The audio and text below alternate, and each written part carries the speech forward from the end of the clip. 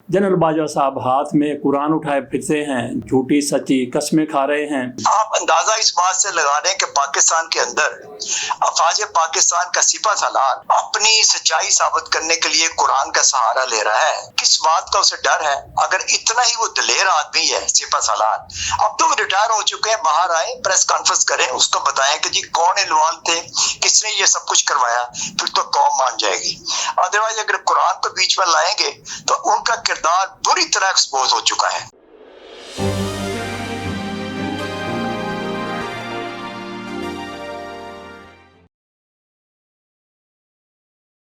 बिस्मिल्लाहिर्रहमानिर्रहीम। हमारे साथ है लंदन से खालिद एचलोदी साहब।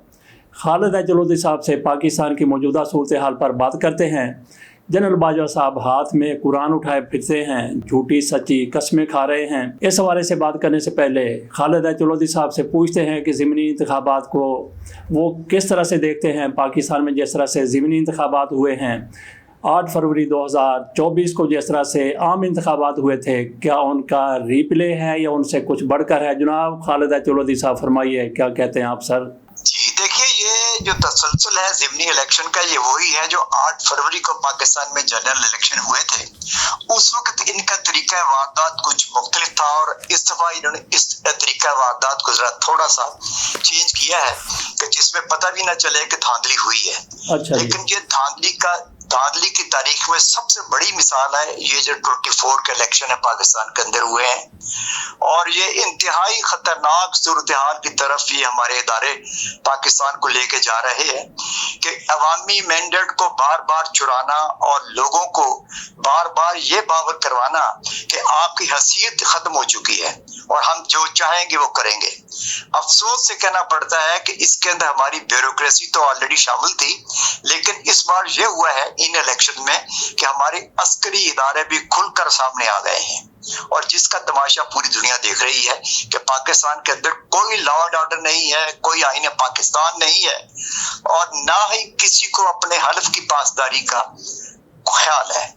तो ये सूरत हाल है पाकिस्तान के अंदर, और मैं समझता हूँ कि ये इस तरह के हालात में हम खूनी इनकलाब की जानब बढ़ रहे हैं, और ये लावा किसी वक्त भी फट सकता है जो कि रियासत पाकिस्तान के लिए इंतहाई खतरनाक साबित होगा। और उधर जो बाजवा साहब कस्में उठा रहे हैं कि इमरान खान की हुकूमत के खात्मे में मेरा कोई तल्लक नहीं है, साथ वो कहते हैं नवाज शरीफ को जो बाहर भिजवाया गया इसमें भी मेरा कोई अमल दखल नहीं था। तीसरी बात जो कर रहे हैं कि एक्सटेंशन के हवाले से वो कहते हैं कि मेरी बिल्कुल ये ख्वाहिश नहीं थी, और तीनों बातों पर उन्होंने कुरान उठाया, कसम उठाई है। आप किस तरह से देखते हैं जनरल बाजवा की इस कसम को?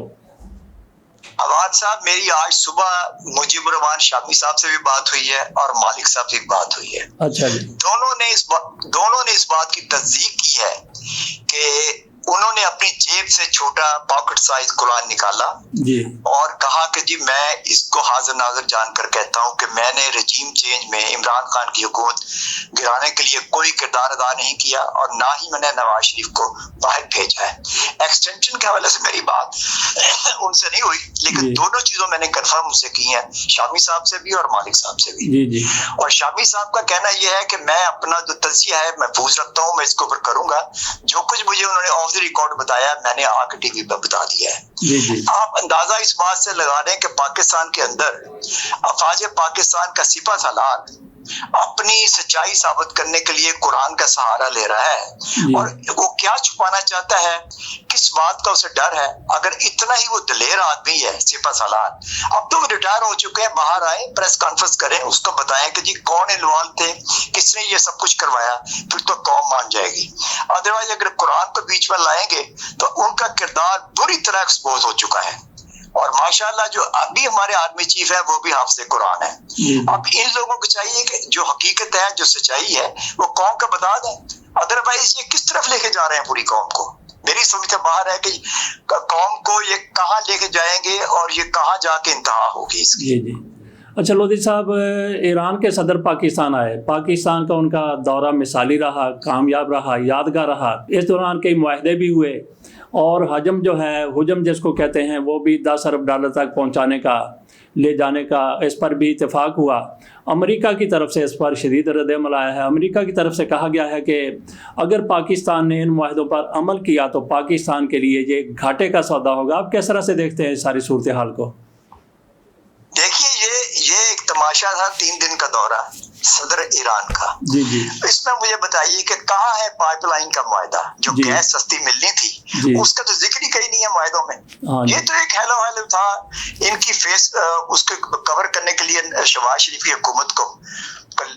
آپ مجھے بتائیں کہ پچھلے ادوار میں کتنے ہیڈ آف سٹیٹ لاہور یا کراچی گئے ہیں ان کے ادوار میں؟ ہاں جی، یہ ان کو لاہور کا دورہ کروایا گیا، کراچی کا دورہ کروایا گیا، صرف اور صرف یہ جو حکومت بنائی ہوئی ہے ڈمی، انہوں نے اس کو فیس سیونگ دینے کے لیے ایک وی آئی پی دورہ کروایا گیا، تو نتھنگ، کچھ بھی نہیں تھا۔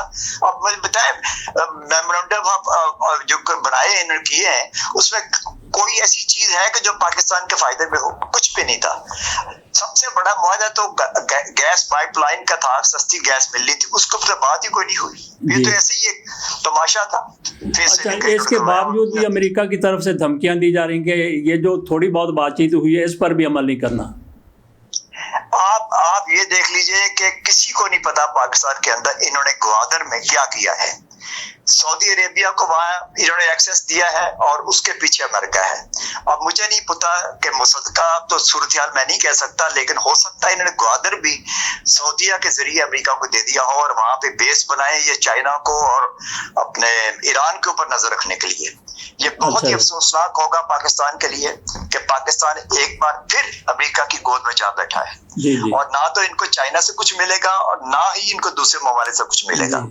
اب ہونا یہ چاہیے کہ ٹرکی، چائنا اور ایران کے ساتھ مل کر پاکستان کو، افغانستان کو ساتھ ملانا چاہیے، ان کا بلاک بننا چاہیے، ادروائز پاکستان خطے میں اپنی افادیت ختم کر جائے گا اور بھارت پورے کا پورا پولیس مین کا رول ادا کرے گا اس خطے میں۔ اچھا جی، مریم نواز شریف صاحبہ پاکستان میں پاکستان کے سب سے بڑے صوبے کی ماشاءاللہ سے فارم 47 کے ذریعے حکمران ہیں، وزیر اعلیٰ ہیں، ان کی وزارت علیہ کو، ان کی حکمرانی کو آپ وہاں پہ بیٹھ کے کس طرح سے دیکھ رہے ہیں؟ دیکھیے اوان صاحب، کتنا افسوسناک ہے پاکستان میں کہ مریم نواز کے سپرد پنجاب کر دیا گیا ہے اور زرداری صاحب اپنی بیٹی کو، آسما بھٹو کو، وہ بھی نیشنل اسمبلی میں لے آئے ہیں بلا مقابلہ منتخب کروا کے۔ اب یہ خاندانوں کی ادارہ داری ہے، خاندانوں نے اپنی راجدھانیاں بنائی ہوئی ہیں، اس کے علاوہ کچھ نہیں ہے۔ فوٹو سیشن ہوتے ہیں پنجاب کے اندر، کوئی مجھے بتائیں ایک منصوبہ بتا دیں کہ مریم نواز نے عوام کی فلاح بہبود کے لیے کیا ہو۔ جاتی عمرہ کو انہوں نے وائٹ ہاؤس کا درجہ دے رکھا ہے، بلاول ہاؤس ان کے وائٹ ہاؤس بن چکے ہیں۔ مجھے بتائیں کہ پاکستان کے اندر عوام کے لیے کیا کر رہے ہیں؟ کچھ بھی نہیں ہے، صفر ہے۔ جی مودی صاحب، بہت بہت شکریہ، آپ سے انشاءاللہ ملاقات بات ہوتی رہے گی آئندہ کے ویلاگ کے لیے۔ اللہ حافظ۔ خالد ایچ لودھی صاحب سے ہماری عموماً بات چیت ہوتی رہتی ہے، گفتگو ہوتی رہتی ہے، ہم وہ ویلاگ میں آپ کے ناظرین سامنے بھی رکھتے ہیں۔ آج کے موضوعات میں تھے، انہوں نے ایک بات تو جنرل باجوہ کے حوالے سے کی کہ جنرل باجوہ نے کس طرح سے قرآن پاک اپنی جیب سے نکالا، اپنے ہاتھ پہ رکھا اور اس پر قسم کھائی، اپنی والدہ کی بھی قسم کھائی، اور اس کے ساتھ انہوں نے یہ بھی کہا کہ قیامت کے روز مجھے نبی اکرم صلی اللہ علیہ وآلہ وسلم کی شفاعت نصیب نہ ہو اگر میں جھوٹ بولوں کہ میں نے اپنی ایکسٹینشن کے لیے کوئی کوشش نہیں کی، اور نواز شریف پاکستان سے باہر گئے، اس میں میرا کوئی ہاتھ نہیں تھا۔ عمران خان کی حکومت ختم ہو گئی، اس میں میرا کوئی عمل دخل نہیں تھا۔ یہ جنرل باجوہ کی طرف سے کہا گیا۔ ہم نے یہ بھی سنا ہے کہ جب کوئی بندہ قرآن کی قسم کھا لیتا ہے تو پھر اللہ تعالیٰ کی طرف سے یہ کہا جاتا ہے کہ اب معاملہ میرے اور اس قسم کھانے والے کے درمیان آ گیا ہے، مابین آ گیا ہے۔ تو اس چیز کو دیکھتے ہوئے پھر جنرل باجوہ نے جو قسم کھائی ہے اس سے صرف نظر کرنا چاہیے۔ لیکن یہاں پہ یہ بات ضرور کرنی ہے کہ آپ نے دیکھا ہوگا، ہم دیکھتے ہیں کہ عدالتوں میں روزانہ کتنے لوگ پیش ہوتے ہیں، سارے کے سارے وہ کہتے ہیں کہ میں اللہ کو حاضر ناظر جان کر جو کہوں گا درست کہوں گا، سچ کہوں گا، سچ کے سوا کچھ نہیں کروں گا۔ اور آپ نے دیکھا کہ ایسی عدالتوں میں میاں نواز شریف صاحب، شہباز شریف صاحب، مریم نواز شریف صاحبہ، فریال طاہرپور، آصف علی زرداری، خواجہ آصف، جتنے بھی آپ نام لیتے جائیں، سینکڑوں نام آپ کے سامنے آ جائیں گے جو عدالت میں جا کر ہاتھ رکھ کے کہتے ہیں کہ میں جو کچھ کہوں گا اللہ کو حاضر ناظر جان کر کہوں گا اور اس کے سوا میں سچ کے سوا کچھ نہیں کہوں گا۔ تو ان عدالتوں میں آپ کو پتہ ہے इन बड़े बड़े लीडरों की तरफ से झूठी कसम खाई जाती है, झूठ पर कसम खाई जाती है। तो जनरल बाजवा साहब ने भी यूँ समझ लें कि किसी अदालत में जाकर उन्होंने ये कसम खा दी है। और बहुत से लोग कहते हैं कि जनरल बाजवा को अल्लाह की ज़ात पर यकीन ही नहीं है। ये ऐसे बंदों में शामिल हैं जिनको बस अपनी दुनियादारी की होती है, इनको कोई परवाह नहीं कि आखिरत में आक़िबत में हमारे साथ क्या होना है। तो ये दुनिया को देखते हैं। जनरल बाजवा साहब ने शायद इसी बिना पर कसम खा दी हो कि आगे जाके मुझे किसने पूछना है, बाहर और आगे जाएंगे तो फिर देखा जाएगा। ऐसा जनरल बाजवा की तरफ से हो सकता है कि उनकी सोच हो। बहरहाल जनरल बाजवा ने एक कसम खा के अपनी जान छुड़ाने की कोशिश की है।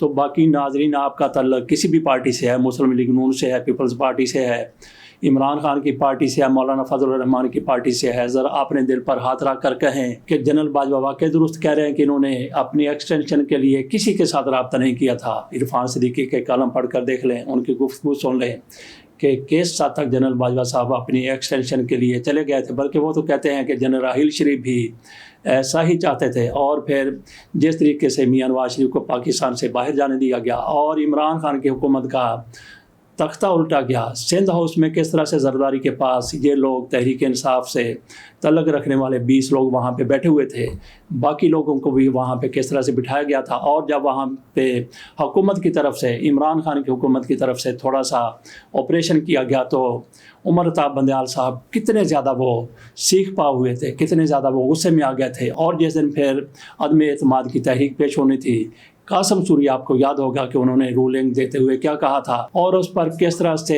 उमर अताब बंदयाल बिफरे थे, तिलमिलाए थे। उनके पीछे कौन था?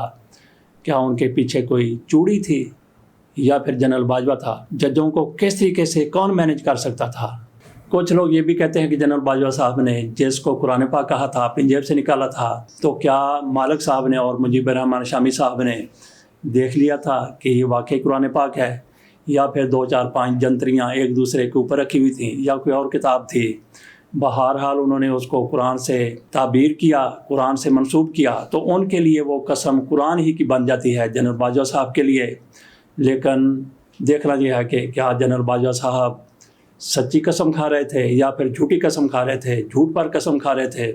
बहरहाल कसम सच पर खाई जाए या झूठ पर खाई जाए, दोनों सूरतों में ही इंसान के लिए, कसम खाने वाले के लिए सूदमंद नहीं हो सकती। और फिर ऐसा बंदा जिसके झूठ मुस्तनद हों वो कस्में भी खा ले तो क्या लोग यकीन कर लेंगे? वैसे मैं तो यकीन करता हूँ कि जनरल बाजवा ने कसम खाई है तो उन्होंने फिर झूठ पर खाई है या सच पर खाई है। मान लेना चाहिए कि जनरल बाजवा ने बिल्कुल भी इमरान खान की हुकूमत नहीं गिराई, नवाज शरीफ साहब पाकिस्तान से बाहर नहीं गए और जनरल बाजवा ने अपनी एक्सटेंशन के लिए किसी के साथ बात नहीं की, ना इस आखिरी एक्सटेंशन के लिए जिसके लिए वो कोशिश करते रहे, जिसमें नाकाम रहे मुबैना तौर पर, और ना ही उससे पहले जो उन्होंने एक्सटेंशन के लिए कहा था या नहीं कहा था, जो उससे पहले एक्सटेंशन उनको दी गई थी इमरान खान की हुकूमत की तरफ से, जिसमें मियां नवाज शरीफ के लोग भी शामिल थे, वो भी जनरल बाजवा की ख्वाहिश नहीं थी जैसे कि उन्होंने कसम खाई है।